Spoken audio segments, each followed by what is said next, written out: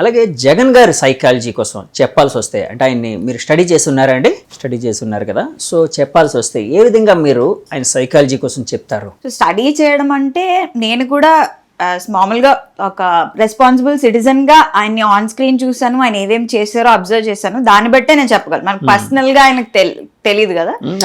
So Jagan గారు ఏంటంటే ఆయనకి రివర్స్ స్పాట్లైట్ ఎఫెక్ట్ అని అంటాను. Basically reverse spotlight effect okay. సైకాలజీలో స్పాట్లైట్ ఎఫెక్ట్ అని ఒక కాన్సెప్ట్ ఉంది. ఓకే. సో ఈ స్పాట్లైట్ ఎఫెక్ట్ అంటే ఏంటంటే మామూలుగా మనం ఉన్నాం అనుకోండి, ఎవరైనా ఒక పర్సన్, అది సెలబ్రిటీ అవ్వచ్చు, నాన్ సెలబ్రిటీ అవ్వచ్చు, మనకి ఎలా అనిపిస్తుంది అంటే ఒక పబ్లిక్ లోకి వెళ్ళినప్పుడు లేదా ఒక ఏదైనా రిప్రజెంట్ చేస్తున్నప్పుడు, ఒక పొలిటికల్ పార్టీనో సంథింగ్ ఏదైనా రిప్రజెంట్ చేస్తున్నప్పుడు అందరూ మన్నే అబ్జర్వ్ చేస్తున్నారు, అందరికి మన తప్పులు కనబడుతున్నాయి. మనకి నిజానికి అది చిన్న ఫ్లా అయ్యి ఉండొచ్చు, కానీ నా డ్రెస్ బాగాలేదు, లేదా నేను ఏదో మాట్లాడుతున్న బాగాలేదు, నేను చేసింది బాగాలేదు, ఆ తప్పు భూతద్దంలో చూస్తామా, పక్క వాళ్ళు మన తప్పుల్ని భూతద్దంలో చూస్తున్నారు అని అనుకుంటాం, ఏమో అని అనుకుంటాం. దాన్ని స్పాట్లైట్ ఎఫెక్ట్ అంటారు. అంటే స్పాట్లైట్ అంటే ఏదో పక్క వాళ్ళు మన తప్పుల్ని ఒక స్పాట్ లైట్ వేసి చూసారా, స్పాట్ లైట్ అంటారు సినిమాలో, అట్లా స్పాట్ లైట్ వేసి చూస్తున్నారు అన్నట్టు ఫీలింగ్ వస్తుంది. That is spot light effect. అదొక మానసికమైన వ్యాధి అండి? వ్యాధి కాదు, ఇట్స్ జస్ట్ చాలా మందికి ఉంటుంది, జస్ట్ అన్ ఎక్స్పీరియన్స్, ఫినామినా అని చెప్పొచ్చు. చాలా మందికి ఉంటుంది, మనలో కూడా ఉండదు. మన తప్పులు చూసేస్తారు, మనం ఏమైనా తప్పు మాట్లాడితే తెలిసిపోద్ది అని ఎక్కువగా అనుకుంటాం, అది నార్మల్. మనకి ఇప్పుడు జగన్ గారి విషయంలో తీసుకున్నట్లయితే రివర్స్ స్పాట్ లైట్ అంటే ఏంటి, నాలో ఏం తప్పులు లేవు, అసలు ఎవరు నన్ను పర్ఫెక్ట్ గానే చూస్తారు. సో స్పాట్ లైట్ ఎఫెక్ట్ అంటే నా తప్పులు ఎవరు తెలిసిపోతే అనుకోవడం. రివర్స్ స్పాట్ లైట్ ఎఫెక్ట్ అంటే కంప్లీట్లీ ఆపోజిట్, నాకేం తప్పులు లేవు, నేను అంత పర్ఫెక్ట్ గా ఉన్నాను. Because he is only surrounded by a very limited number of people. చాలా తక్కువ మందిని ఆయన కాన్ఫిడెన్స్ లోకి తీసుకుంటారు నాకు తెలిసి. ఆయన చుట్టూ ఎవరైతే ఉన్నారో ఓన్లీ వాళ్ళ తాలూకా ఐడియాస్ కానీ వాళ్ళ తాలూకా స్ట్రాటజీస్ కానీ. బికాస్ ఇక్కడ మీరు తీసుకున్నట్లయితే ఏదైనా ఒక స్ట్రాటజీ ఫెయిల్ అయింది అనుకోండి, ఇంకా కొంతమంది వాళ్ళ సర్కిల్ కాకుండా కొత్త కొత్త ఒపీనియన్స్, మనం ఇందాక మాట్లాడుకున్నట్టు కొత్త కొత్త ఒపీనియన్స్, కొత్త కొత్త పర్స్పెక్టివ్స్, ఏ ప్లాన్ బి సి ఫెయిల్ అయిపోతే మిగతా ఆల్ఫాబెట్స్ అన్ని ఉన్నట్టు ఆయన అట్లా ఎక్స్ప్లోర్ చేయకపోవడం వల్ల కూడా I think that is one of the drawbacks of Jaganmohan Reddy garu that happened this time. So అంటే జగన్ గారిని కూడా చాలాసార్లు చెప్పేటప్పుడు, అంటే చాలా మంది చూసినప్పుడు, అంటే అభిమానులుగా మామూలు పర్సన్సా, అంటే న్యూట్రల్గా ఉండే పర్సన్స్ అనేది పక్కన పెడితే ఆయన ఫైటింగ్ స్పిరిట్ అనేది కూడా చాలా గొప్పగా ఉండేది.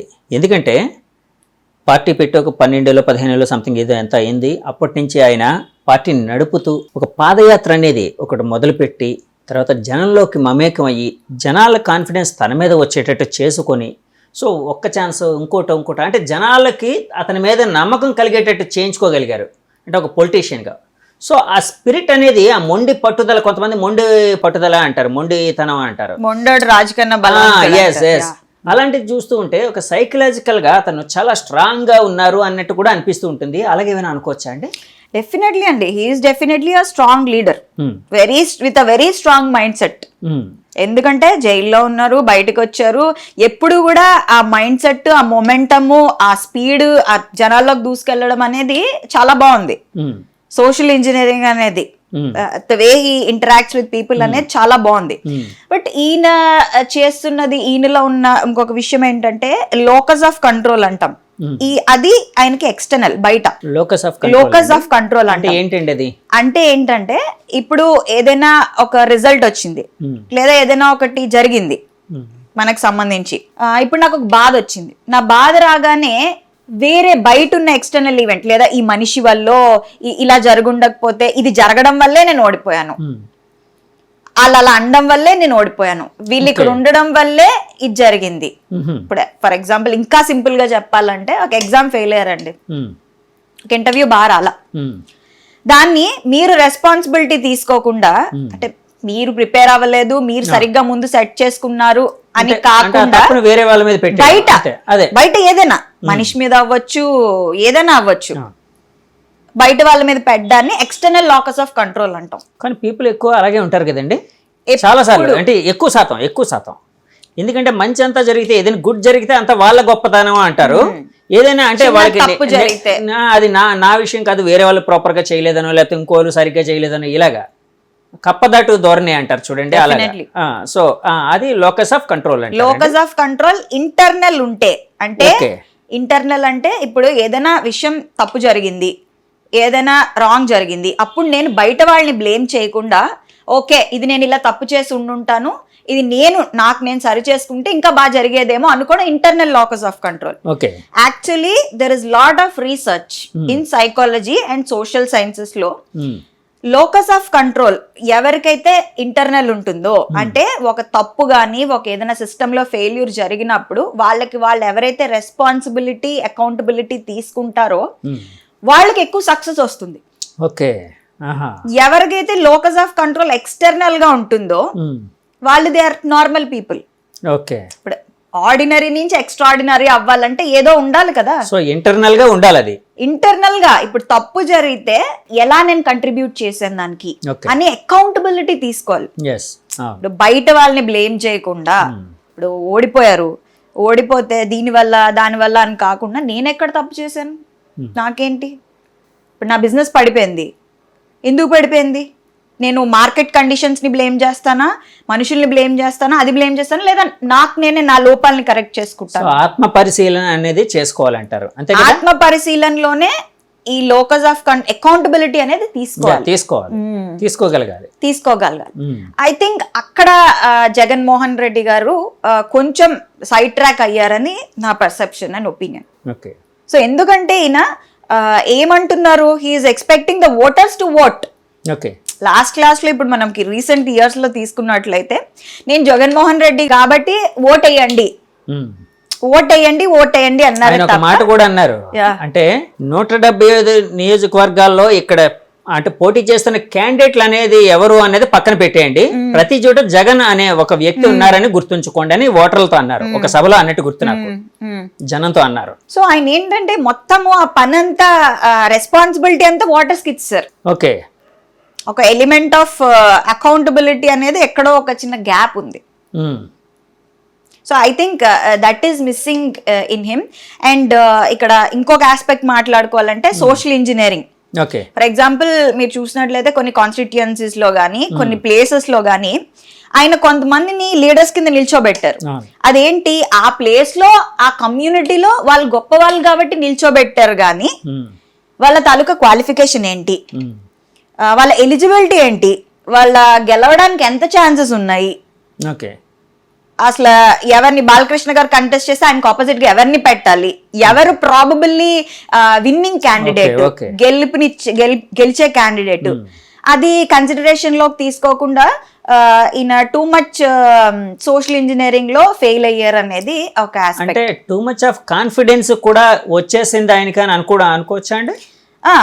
ఎందుకంటే ఓవర్ కాన్ఫిడెన్స్ అంటే ఐ మీన్ కాన్ఫిడెన్స్ నే కొంతమంది ఓవర్ కాన్ఫిడెన్స్ అంటారు, టూ మచ్ ఆఫ్ కాన్ఫిడెన్స్ అంటున్నాను నేను. డెఫినెట్లీ. సో అది ఎక్కువగా ఉండి ఎలాగైనా గెలుస్తాం కాబట్టి, ఇప్పుడు బాలకృష్ణ గారు ఎగ్జాంపుల్ వచ్చింది కాబట్టి అడుగుతున్నాను. బాలకృష్ణ గారు ఆపోజిట్ గా కొత్త పర్సన్ ఒక లేడీని నిల్చోబెడితే సో ఆయన డెఫినెట్ గా ఆయన ఓడించే అవకాశం ఉందని, అంటే అక్కడ టూ మచ్ ఆఫ్ కాన్ఫిడెన్స్. అవును. సో అక్కడ మీరు అన్నట్టు ఆ సోషల్ ఇంజనీరింగ్ కి సంబంధించినవన్నీ గమనించకుండా ఇలా చేయడం కూడా ఆయన డిఫీట్ కి ఒక దోహదం చేసిందని అనుకోవచ్చా? అవునండి. And on the flip side మీరు చంద్రబాబు నాయుడు గారు తీసుకున్నట్లయితే రివర్స్ సోషల్ ఇంజనీరింగ్ చేశారు ఆయన. ఎక్కడ ఎవరిని నిలబెట్టాలి, ఎవరిని ఆపోజిట్ గా నిలబెడితే ఎవరు గెలుస్తారు,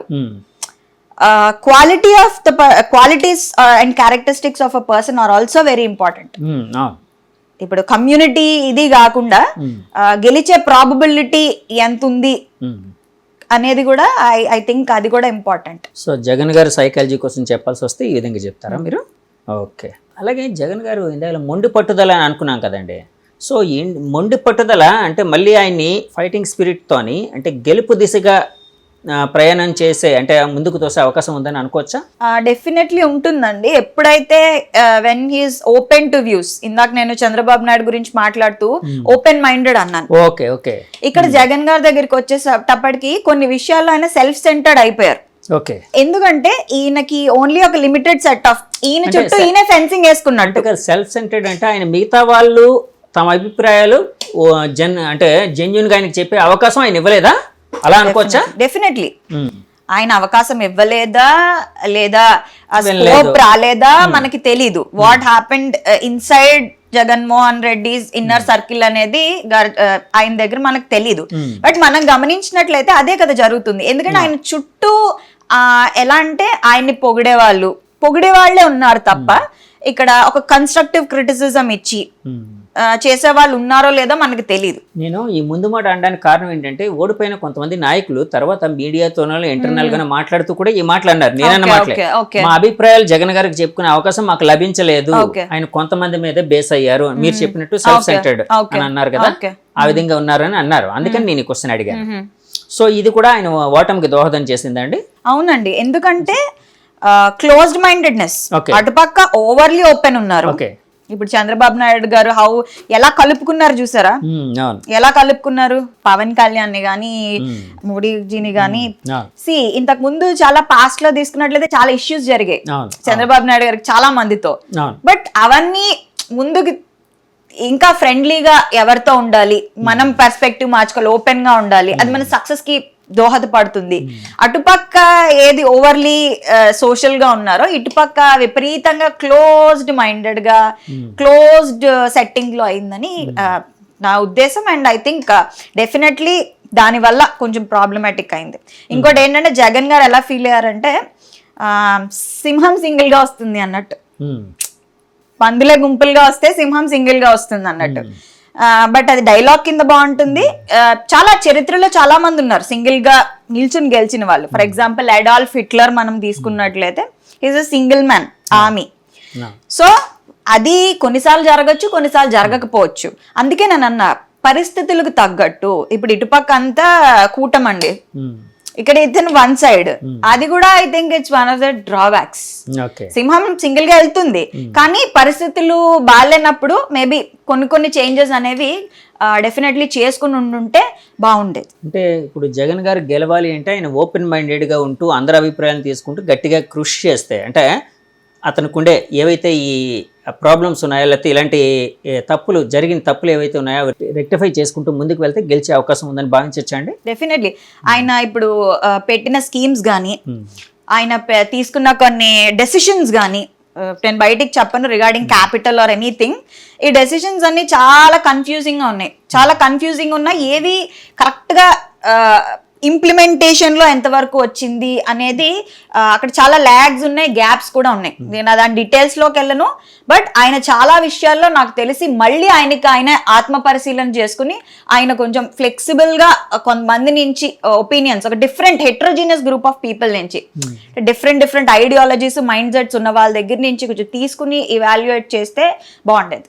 okay, power star Pawan Kalyan ఒక అశేష అభిమానం, లక్షలాది మంది కోట్లాది మంది అభిమానులు ఉన్న ఒక కథానాయకుడు.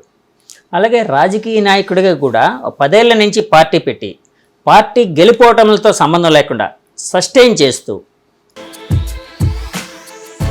Sun celebrating 20 years of excellence in education. Come join us.